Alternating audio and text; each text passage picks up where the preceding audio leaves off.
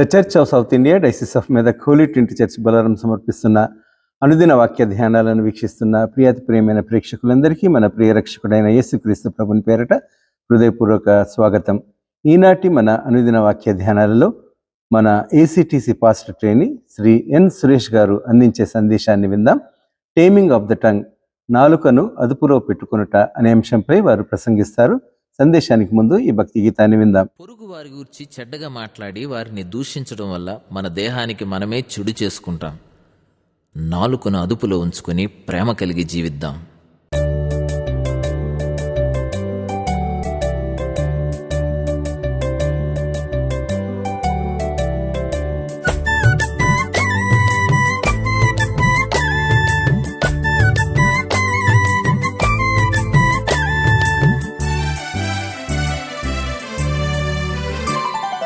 చిన్నదైన నాలుక ఎంతో అతిశయించును, తిన్నగా అది ఉండక మాలిన్యమున ముంచును. చిన్నదైన నాలుక ఎంతో అతిశయించును, తిన్నగా అది ఉండక మాలిన్యమున ముంచును. నీ నోటిని కాచుకొనుము, నీ మాటను నిలుపుకొనుము. నీ నోటిని కాచుకొనుము, నీ మాటను నిలుపుకొనుము. చిన్నదైన నాలుక ఎంతో అతిశయించును, తిన్నగా అది ఉండక మాలిన్యమున ముంచును.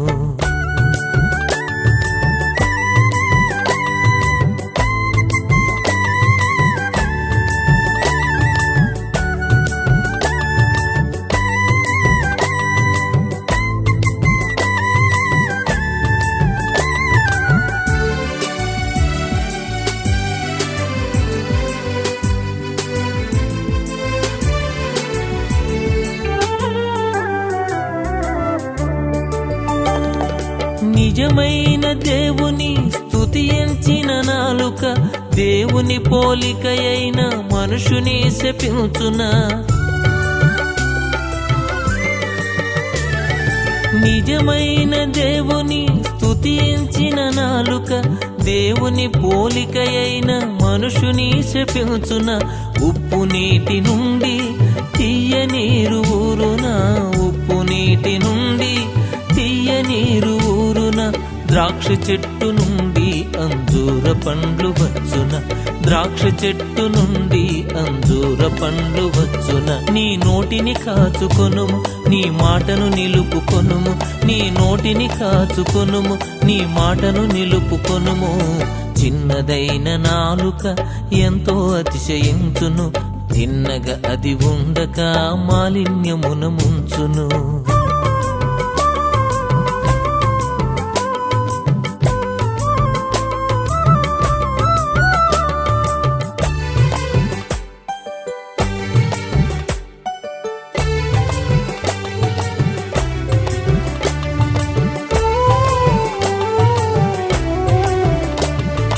దేవుని మహిమార్థమై ఈయబడెను నాలుక, ఆయనను ఘనపరచు సాధనంగా ఎంచవా. దేవుని మహిమార్థమై ఈయబడెను నాలుక, ఆయనను ఘనపరచు సాధనంగా ఎంచవా. దైవాలయంగా చేయబడెను దేహము, దైవాలయంగా చేయబడెను దేహము. శ్రేష్టమైన మాటలతో పవిత్రంగా ఉంచవా, శ్రేష్టమైన మాటలతో పవిత్రంగా ఉంచవా. నీ నోటిని కాచుకొనుము, నీ మాటను నిలుపుకొనుము. నీ నోటిని కాచుకొనుము, నీ మాటను నిలుపుకొనుము. చిన్నదైన నాలుక ఎంతో అతిశయించును, తిన్నగా అది ఉండక మాలిన్యమున ముంచును. చిన్నదైన నాలుక ఎంతో అతిశయించును, తిన్నగా అది ఉండక మాలిన్యమున ముంచును. నీ నోటిని కాచుకొనుము, నీ మాటను నిలుపుకొనుము.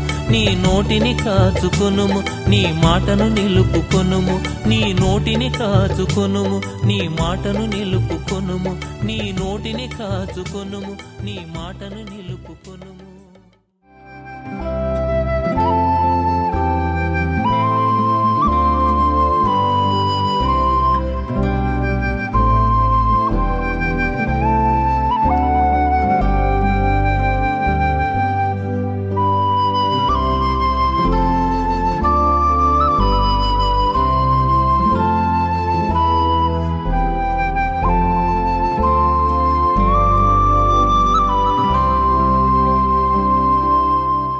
మన ప్రభు రక్షకుడైన యేసుక్రీస్తు నామములో మీ అందరికీ శుభములను తెలియజేయచ్చు ఉన్నాను.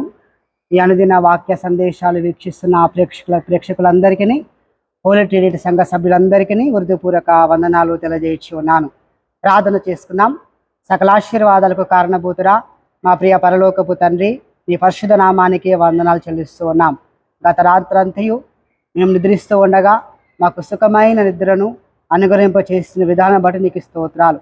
మేము నిద్రిస్తుండగా ప్రపంచమంతా సాగిపోయినది. ఎక్కడ ఏమి జరిగిందో మాకు తెలియదు, కానీ మాకు క్షేమమును భద్రతను కలగజేసి శ్రేష్టమైన నూతనమైన మరొక రోజును మీరు మాకు అనుగ్రహించినారు. నీకు వందనాలు ప్రభువా. నీ యొక్క వాక్యాన్ని ధ్యానిస్తూ ఉండగా మాకు శక్తినివ్వండి, బలమునివ్వండి. మీరు మాతో మాట్లాడి మహిమ పొందమని యేసు నామమున ప్రార్థిస్తున్నాము తండ్రి, ఆమేన్. కృష్ణందు ప్రేమైన దేవుని బిడ్డలారా, ఈ యొక్క ఉదయకాల వాక్య ధ్యాన సందేశములో ప్రేమపూర్వకంగా మిమ్మల్ని అందరినీ ఆహ్వానిస్తూ ఉన్నాను. దేవుని యొక్క వాక్యాన్ని మనం చదువుకుందాం. ఈరోజు మన యొక్క అంశము నాలుక గురించి మనము ధ్యానిస్తూ ఉన్నాం. 39వ దావీదు కీర్తన మొదటి 2 వచనాలు ధ్యానించుదాం. నా నాలుకతో పాపం చేయకుండానట్లు నా మార్గములను జాగ్రత్తగా చూచుకొందును. భక్తిహీనులు నా ఎదుట నున్నప్పుడు నా నోటికి చిక్కము ఉంచుకొందును అనుకుంటుని. నేను ఏమీ మాటలాడక మౌని అయితని, క్షేమమును గురించి అయినను పలకక నేను మౌనముగా నుంటిని. అయినను నా విచారము అధికమాయను. ఇటు వాక్కు దేవుడు దీవించి మన జీవితంలో ఫలింపచేయునుగాక. ప్రేమైన దేవుని యొక్క బిడలారా, ఈరోజు మన అంశము నాలుకగా మనం ధ్యానిస్తూ ఉన్నాము. మొదటి అంశము, నాలుకలో మరణము జీవము ఉంది. సామెతల గ్రంథము 14వ అధ్యాయము 21వ వచనం మనం చూస్తే, జీవము మరణము నాలుక ఆధీనములో ఉంది అని దేవుడు మన జ్ఞాపకం చేస్తూ ఉన్నారు. నాలుక ద్వారా కొంతమంది జీవాన్ని ఇవ్వచ్చు, కొంతమందికి నాలుక ద్వారా మరణాన్ని కూడా మనం ఇవ్వచ్చు. మన మాట ద్వారా కొంతమందిని సంతోష పెట్టవచ్చు, కొంతమందిని బాధ పెట్టవచ్చు. మన మొదటి సమూయేలు గ్రంథము 1వ అధ్యాయము 6-7 వచనాలు మనం చూసినట్లయితే, హన్నాకు సంతానము కలగక పోవటము ద్వారా తన సవితి ఎత్తిపోటు మాటల చేత హన్నాను గాయపరిచేది. తాను మాటల చేత హన్నాను బాధ పెట్టేది. నీవు గొడ్రాలువు, నీకు సంతానము లేదు అని అన్నప్పుడు తన యొక్క సవితి మాటలకు హన్న ఎంతో హృదయ వేదన చెందేది. అంటే మన నాలుక, మన మాట ద్వారా మనము మరణాన్ని ఇవ్వచ్చు, జీవాన్ని మనం ఇవ్వచ్చు. రెండవది, మన మాట ద్వారా ఆలోచించి మాట్లాడడము. ఏనాడును తప్పుగా మాట్లాడని నరుడు ధన్యుడు. కీర్తన 57:4 వచనం మనం చూసినట్లయితే, మానవుని నాలుక బాణంలాగా పనిచేయును. అంటే బాణము ఏ రీతిగానైతే ఉపయోగించడం ద్వారా మరి ఆ యొక్క వ్యక్తిని దూసుకెళ్ళి ఏ వ్యక్తినైతే వ్యక్తికి వినాశం కలగజేస్తూ ఉందో, అలాగే మన యొక్క మాట ద్వారా మరి బాణములాగా పనిచేయను అని చెప్పేసి జ్ఞాపకం చేస్తున్నారు. అందుకే 19వ కీర్తన 14వ వచనం చూసినట్లయితే, యెహోవా నా ఆశ్రయ దుర్గమా, నా విమోచకుడా, నా నోటి మాటలను నా హృదయ ధ్యానమును నీ దృష్టికి అంగీకారం అగునుగాక. మన మాటలు, మన ధ్యానము దేవునికి అంగీకారముగా ఉండాలి. అంటే ఇతరులని మరి బాధ పెట్టే విధంగా, వినాశనం అయ్యే విధముగా ఉండకూడదు. ఇక మూడవదిగా, నాలుకతో పాపము కట్టుకొనవద్దు. 39వ కీర్తన 1వ వచనంలో దావీదు మహారాజు చక్కగా మన జ్ఞాపకం చేస్తున్నాడు. నా నాలుకతో పాపము చేయకున్నట్లు నా మార్గములను జాగ్రత్తగా చూచుకొందును. చూడండి ప్రేమైనటువంటి దేవుని యొక్క బిడ్డలారా, మార్గములను జాగ్రత్తగా చూచుకోవాలి. మనం ఎలాంటి సరైనటువంటి మార్గంలో మనము నడుస్తూ ఉన్నాము. 38వ కీర్తన 10లో చూసినట్లయితే, చెవిటివాడనైనట్లు నేను వినకై ఉన్నాను, మూగవాడైనట్లు నోరు తెరవక ఉన్నాను.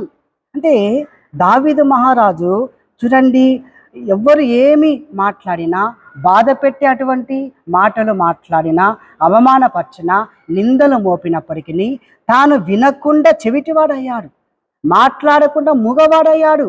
ఎందుకంటే సామెతల గ్రంథము 10వ అధ్యాయం 19లో చూస్తే, విస్తారమైనటువంటి మాటలలో దోషము ఉండక మానదు అని చెప్పేసి మన జ్ఞాపకం చేస్తున్నారు.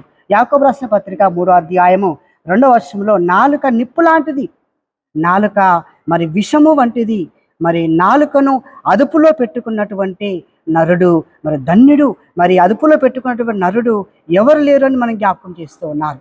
మనం స్వార్థ పాఠంలో మత్తయి సువార్త 12వ అధ్యాయము 36వ వచనం మనం చూసినట్లయితే, మనుషులు పలుకు ప్రతి వ్యర్థమైన ప్రతి మాటను గురించి విమర్శ దినమున లెక్క చెప్పవలసి ఉన్నది అని చెప్పేసి మన జ్ఞాపకం చేస్తున్నారు. వ్యర్థమైన ప్రతి మాటకు నువ్వు దేవుని ఎదుట లెక్క చెప్పవలసి ఉన్నది. కనుక వ్యర్థమైనటువంటి మాటలు మాట్లాడవద్దు.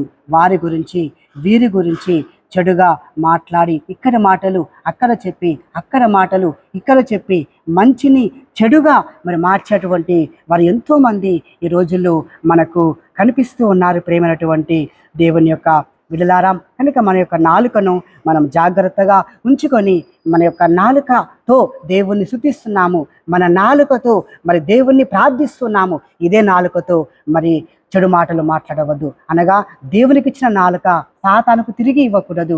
కనుక దేవుని మహిమార్థమై మనం మాట్లాడదాం, దేవుని మహిమార్థమై జీవించుదాం. అట్టి కృప, అట్టి ధన్యత దేవుడు మనకు దయచేయునుగాక. ఆమేన్.